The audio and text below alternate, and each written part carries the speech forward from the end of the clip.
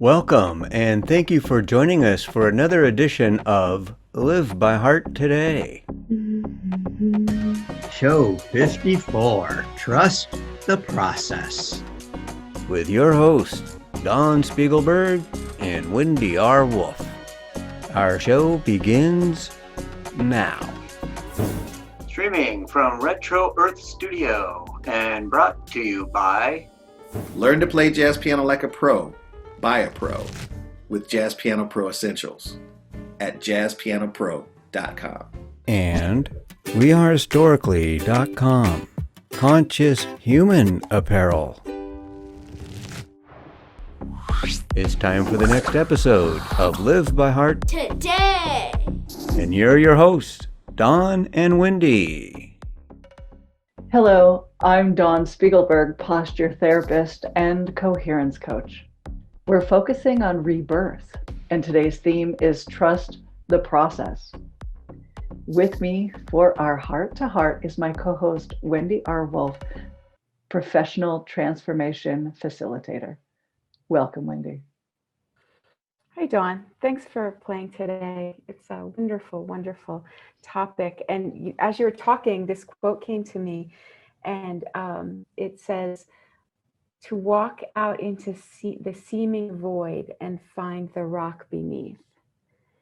And in a lot of ways, that's what life is for us. We don't know what's coming. I mean, eventually there'll be death, but besides that, not so much can be counted on. But we keep walking into the seeming void, and so much great stuff keeps happening. Yeah, so much great stuff. And this is especially poignant for me because we've just had a death in our family. So trusting the process, being so close to mortality, there's a rawness about it. There's a waking up. There is a new way of looking at the world and at things when we're in this place. Yeah, it really highlights what's important. And it highlights what isn't important, but I've been focusing on, or what isn't as important, but still has been taking my attention. So how's your family weathering this? What's going on that you feel comfortable talking about? Yeah. So for me, it brought up a lot of memories from losing my own father 7 years ago. So being in that space again, looking at where my foundation is, where my safety is, where do I turn for help and support? And my dad was such a strong, he for me, my father was like a pillar. I could call him, I could not call him, but he was there and he was a constant. And so when that changes, when a person's physical being is no longer there, it can unravel you a little. Your quote was beautiful. I felt like I was pushed out in the void and there's no rock under my feet anymore. Like my father was something of a rock for me. Yeah. And so because I went through it already with my own father, it wasn't quite as acute with my father-in-law. He's been a part of our family, he's been my father now for 20 years. And certainly a foundation in a lot of ways, and not quite to the same degree as my own father when I was a child and growing up. But it's an unraveling. It's a flying. It's a leap off a cliff, it feels like. And I'm still wondering when and how I'm going to land a little bit. Mm-hmm. Yeah. Such a hard transition. I got my arms out, hoping to catch some wind. Yeah. The family, how everyone does it differently. That's the thing about grief. It's everyone does it so uniquely. I mean, there's little stations we can notice along the way that we have in common, but everyone does it at their own way and their own time. Yeah, and you mentioned in our last show, we all have a different dark night of the soul, lasting, different periods of time. And the example of seeds that we used, every seed has a different germination cycle. Mm-hmm. And I went hiking recently, and I was awestruck that there are certain ferns that are coming up right now because of the springtime, and they send up a stem way, way, way high, and the leaves are still closed and tightly rolled up, but the stem is really, really long. And I was thinking about how that mirrors we as people. Some people, they grow in height more, and then their leaves catch the sun. And other people, their stem is short and their leaves come out seemingly immediately. And how everyone has their own process. And we can honor everyone in their own process and be supportive. Yes. It's really important. And people put, okay. I was just going to say, which is the title of our show, trusting the process and supporting others in their process. Yeah. I was just remembering when my dog who I was just ridiculously close to died, Yes. and just devastating. Yes.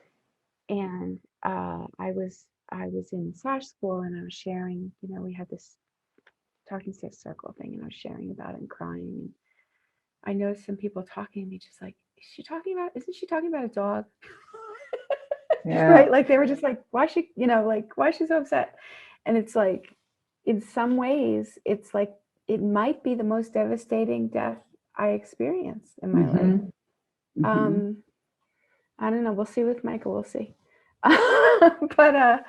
But like, it's still like intense. And for other people, it's just like, yeah, my dog died. It's like, everybody's so different. Yes. And there was a companionship there that you relied on. That was a strength that you had developed. It was the two of you, and you'd been through a lot, and she was amazing, an amazing companion. So feeling it is. Yeah. So real for the body. So real for the body. And I want to mention this is interesting. We had talked about wintering, and I have a parrot, and they like to burrow in tree trunks. And in this case, I gave her a box in the winter. She likes to like huddle in the box. And she was in there for quite some time, months and months and months. And she would only come out to eat, and she was really looking bedraggled and, pulling her feathers to nest and everything. And I realized it was time to take the box away. And when I picked up the box, there were 3 eggs that she had been sitting on. They were the most beautiful eggs I've ever seen. She's never laid eggs before. And she had been tending them night and day. Yeah. And it was incredible because of the effort. And I have yet to look up how long the incubation period of, her particular eggs are, but it had been weeks. She had been trying to get those suckers to hatch. Of course, they weren't hatching. So it was important for me to take the box away. And now she she's interacting with the world again.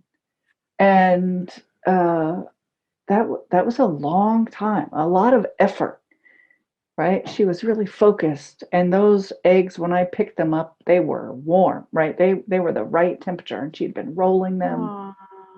It was so beautiful. And it caused me to think, what is it that I have been incubating, in my own box? What has been my own growth? What is the stem I've been growing, waiting for the leaves to unfurl? And there's a time when you push those little hatchlings out of the nest, and they're forced to fly.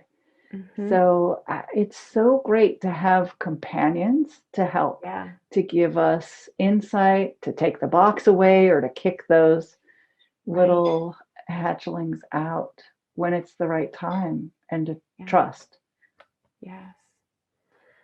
Yes. I was thinking in our last episode, something I didn't get around to talking to you, and I think I've talked about this before, so I'll make it short, but something happened in my relationship with Michael. Bad stuff happened when we turned 10, which was like 11 years ago now. No. Good heavens. It was 15, 16 years more ago. than 11. Good heavens. 16 years ago. That's crazy. But anyway, bad things happened. And I was like crying every day. Like not all day or anything, but if I got alone and like could think about it, I was crying every day for like 6 months. It was stupid. It was ridiculous. And I came to the point that I went away to the coast. Oh my gosh, the beautiful North Pacific coast. And I was walking along. I'm just like, I cannot have this anymore. I cannot live like this anymore. I cannot be suffering like this anymore. So I have to either leave this relationship, or I have to leave my ideals about how the relationship should be. I have to let go of my romantic notions. And I didn't like either of those options because I didn't want to leave the relationship, and I didn't want to let go of romantic emotions. Like last time we were talking about the rock in the hard place, same thing, the rock in the hard place. And eventually, I mean, it took me a minute, but I'm like, all right, I want to keep the relationship because it's really good. So I have to let go of these romantic notions that were like the best, they were like ambrosia, these romantic notions about how love is and all these wonderful romantic things, that we get. And so that I'm telling that to say, one part of the transition that I had to make was to start taking trust, because we're talking about trusting the process, taking trust as something that had to do with what's going on out there, with what happens or them. Trust. I just take trust away from them and start trusting the trust within me. Yes. And be in the truth and be in the trust of heaven and earth, and the truth of heaven and earth. And it changed my life unbelievably, this particular shift, because I mean, we all know, like, oh, I can't trust him. I can't trust her. She did this, right? Like, it's just like, and it completely changed me and my relationships, because now it's like, trust lies here. Yes. I live in trust. And everyone that is near me is in the waterfall of trust with me, the waterfall of truth with me. And I play with someone just meaning to be with who they are, where they are, what they are. Like, it has nothing to do with me and whether I want to play with them or not. Right. But I can have my eyes open and notice, oh, these people, this person tends to do, like their pizza like this with thick crust, and these people like the thin crust, and right, like it's all just whatever, but it's not, I can't trust them. Because I lived that first 10 years with Michael saying to him all the time, I can't trust you, I can't trust you. It had nothing to do with him. It had to do with my own crap, my own youth, my own wounding. And so I had to pull that back and stop being that and being like, I'm in trust and everything's fine. And everything's fine. it's quite amazing. Like that, what happened with us was so convoluted to begin with, that really, like, he didn't break trust with me, but it seemed like it, and I couldn't even believe it, because I was just like, I can't trust you, and I know I can't trust you, and I know you're gonna, that other foot is gonna drop. So anyway, I wanted to bring these things up because it's very important. This trust has a lot of energy on it. The Yes. trust word. Like, I can't trust life, I can't trust God, I can't trust them, I can't trust the process, I can't trust, because we've been hurt. Yes. Our experiences. Yeah. So what do you notice about that, Dawn? Thank you for asking. I'm remembering when I was first married, and he had a job at a place and I had a job at a different place. And I'd come home, he would get home before me. I'd come home and I'd be so happy to see him, kind of like how our dogs, you leave for 5 minutes and come back and the dog acts like you've been gone all day, right? So I was the dog in the relationship. I was so happy to see him, and I was wagging my tail and wanted to be spoken to and kissed and welcomed home. Yeah. And he wasn't like that. And I was questioning myself, what's going on? Why am I not getting this? I was really doubting the relationship. And it took me a few days, because I'd come home every evening and the same thing, nothing. And then I realized, it must have been a couple of weeks, I realized, oh, this is what I want. And this is how I am. And I have to stop expecting someone else to do for me what I want for myself. So Yes. I chose to do me instead of waiting to see if he would do what I wanted. I decided to come home and be excited about being home and throw my arms around him and give him a kiss and say, how was your day? And my day was this and that. And so I became what I wanted. Yes. And that was a trusting myself, trusting that. And I remember these specific words in my mind: I will be and do me until I get information that me doing or being me is not wanted in this relationship. Right, which is crazy because we were married and we had made a commitment, but there was still this, can I still do me? Can I be me? We're married. How do you navigate this? Yes. It's such important questions. It's a process. Yes. And trust is a big, remarkable piece of it. And it's trust from here. Trust from here. Yeah. And the energy of trust, I've spoken with people about the energetics, just basically. And I use the example of me being a wife at home and having dinner ready on the table. And then my husband was due home at 5:30 and it's 5:40. And he's not home yet. And now it's 5:45 and he's not home yet. And if I don't have trust in my heart, at 5:33, I'm like, where is he? What's going on? He didn't say he had a meeting, and I start to worry. And then at 5:35, at 5:40, I'm wondering who's keeping him at work, or was he in an accident, or what's going on? And then he comes home and opens the door, and I say, where the hell have you been? Right? Like, I built up this energy in myself, and then my response to him is very, very specific. But compare that to a different energy where it's 5:35 and I say, oh, he's not home, I hope everything's okay. It's 5:40, oh, he's not home. I'll send him a text, is everything okay? It's 5:45, he's not home.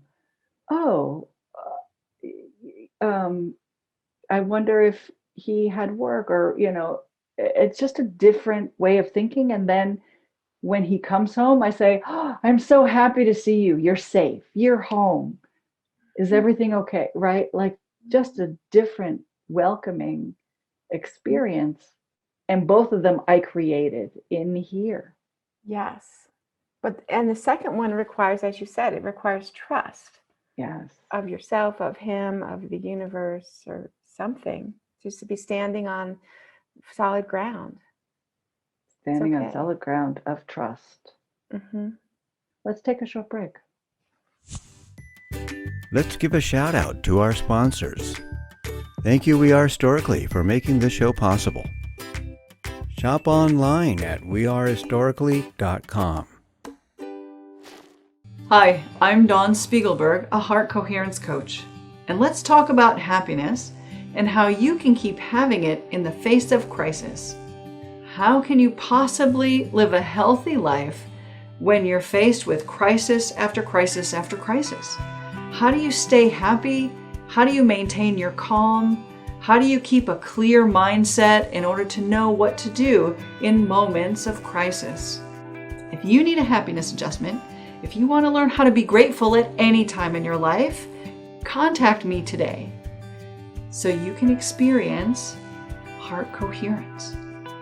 Hello, my name is Wendy R. Wolf, and I hope you come to my intensive. I'm really interested in working together with people who are big feelers, healers, also lovers, and leaders. These are the people that tend to be really paying attention to what's going on the inside and how we can help people from there, help other people. And I'm going to offer an intensive with interactive exercises so that we can become empowered as big feelers and healers and lovers and leaders. And I hope you join me. Please go to my website, wendyrwolf.com, and on the top I'll have a button to sign up. Thank you. Hi, I'm Darius Wilrich. I instruct an online video course that teaches anyone how to play jazz piano like a pro with my proven step-by-step system that makes it simple to learn. Jazz Piano Pro Essentials. Learn the quickest way to start memorizing and playing scales today. Download my free Quick Start Guide. Welcome back to the Live by Heart Today show. We're talking about trusting the process and standing on the solid rock of trust that comes from within us. And it's to be developed for sure. I think when we're young, sometimes we have good examples of trust and sometimes we don't. Mm-hmm. Yeah. And last time we were talking about the process of life and death and growth, healing, learning, changing, where that the sun rises and the sun sets. Can we trust that? Can we trust that? And today we're talking about trust in relationships and also in ourselves and in our way. And I feel like the big trust process is this whole earth game. Can we just trust the game? Yeah. At the end, in case, like, I hope this isn't news, like we're all going to die and everything we love is passing away and everyone we love is going to die. It's like, this is a funny game to be in. But do we have to spend the whole game being upset about that?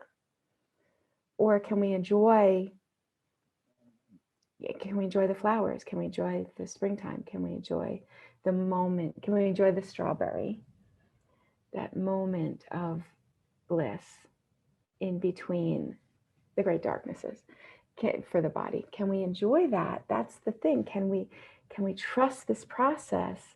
Yeah, our body's going back to the earth and new bodies are coming. It's just a process. I feel like when we accommodate ourselves to be trusting the game and enjoying the game, everything changes. It becomes so delicious. You're so right. I'm reminded of being at my father's bedside, and he was dying, and thinking about that process, and I hadn't thought about it in quite the same way, but that his body was continuing. His body was monitoring his heart rate and his respiration. And that's the job of the body, to continue maintaining homeostasis.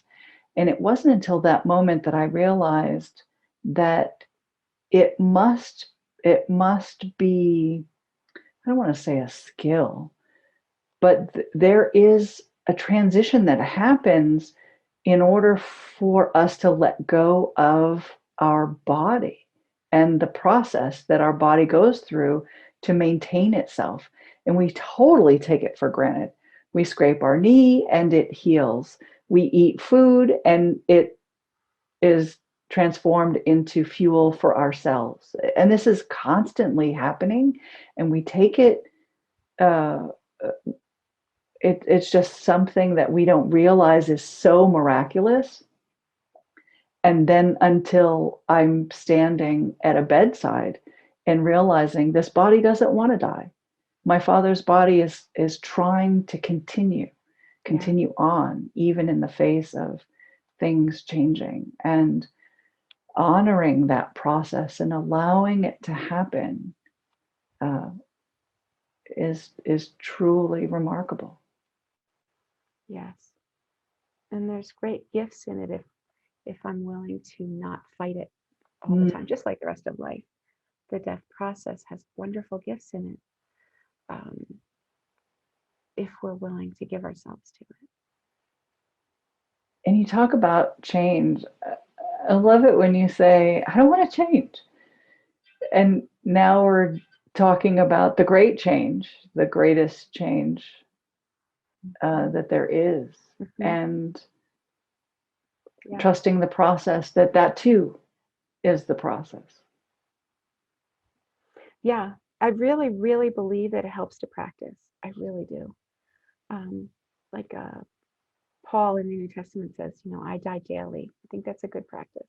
As I said last time, I've been moving a lot in the last 2.5 years. I've moved a lot and let go of a lot of stuff, and a lot of people that were close are far, and a lot of people I would like to be seeing, just like everybody a lot in the last year, but in my own way, a lot of transition. And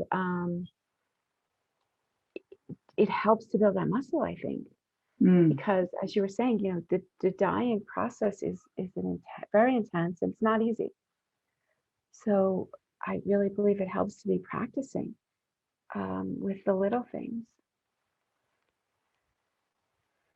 or else a lot gets ripped out real fast. Yeah, it's a big bandage to try to rip off at once. I was telling my friend who's he's working on getting rid of stuff. He has a lot of stuff, as a lot of us do. And he's saying I just really need to just be getting rid of stuff, because I can see down the road I'm going to want to have less stuff.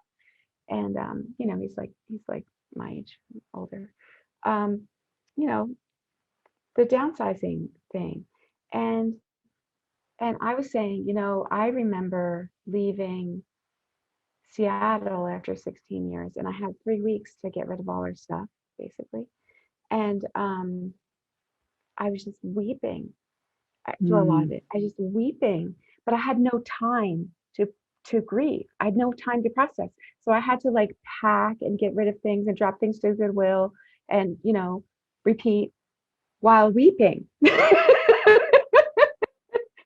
have tools, and I was processing, but there's a release of the body. It's just like, I love this life, I love these people, I love this place, I love this stuff, I love this apartment. It could go on and on. I love this life. And I kept singing, it's my practice, this wonderful Kathy Mattea song. It's very old. It's from back when I was 20 or something, but she says, I loved life as we knew it. I can't believe we threw it away.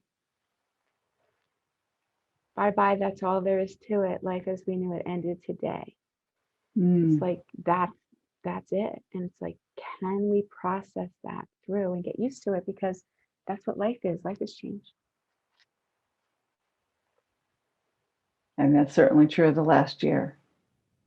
Life is completely different now than it was a year ago. Mm-hmm. Yeah. So can we savor it, and let go? And be here now. Yeah. It's really hard to stay with. I really get, like, I check out all the time. I get wanting to check out of that.